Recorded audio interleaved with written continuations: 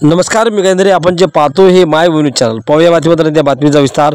उपेक्षित दलित सामाजिक परिषद संघटनेतर्फे सफाई कामगारांच्या विविध मागण्या घेऊन आज नगर परिषदेत निवेदन देण्यात आले. महाराष्ट्र प्रदेश सहसचिव संजय सारसर यांनी आज रोजी 26/3/2025 रोजी निवेदन दिले.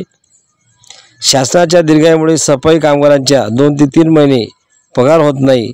सफाई कामगारांची प्रलंबित दिलेली अर्जाची तात्काळ चौकशी करून पगारामध्ये आदेश व्हावे.